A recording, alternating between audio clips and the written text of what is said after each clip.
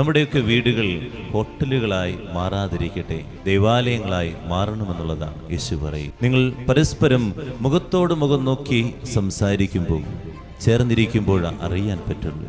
അല്ലെങ്കിൽ രാത്രി വന്ന് കിടന്നുറങ്ങുന്ന, കുറച്ചു നേരം ഭക്ഷണം കഴിക്കുന്ന ഒരു സ്ഥലമായി വീടുകൾ മാറി തുടങ്ങിയെന്നുള്ളൂ.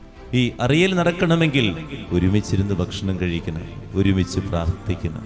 എൻ്റെ തെറ്റുകളും കുറ്റങ്ങളും കുറ്റപ്പെടുത്താതെ തുറന്നു പറയാനുള്ള ഒരു വേദി എനിക്കുണ്ടാകണം. മൊബൈൽ ഫോണും ടിവിയും മാറ്റിവെച്ച് പരസ്പരം മുഖത്തോട് മുഖം നോക്കിയിരുന്ന് ചിരിക്കുന്ന, കളിക്കുന്ന ഒരു കുടുംബം ഉണ്ടാകുമ്പോഴാണ് നിന്റെ കുടുംബം ദേവാലയമായിട്ട് മാറും. ഒന്ന് ചിന്തിച്ച് നോക്കി.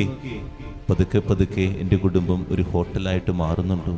ഓരോരുത്തരും ഓരോ മുറിയിൽ ഇങ്ങനെ ഇരിക്കുന്നു, മൊബൈൽ ഫോൺ നോക്കുന്നു, എന്തെങ്കിലുമൊക്കെ കഴിക്കുന്നു, ഇറങ്ങിപ്പോകുന്നു. എങ്കിൽ ഓർക്കുക, മൂല്യങ്ങൾ നഷ്ടപ്പെട്ടുകൊണ്ടിരിക്കുകയാണ്.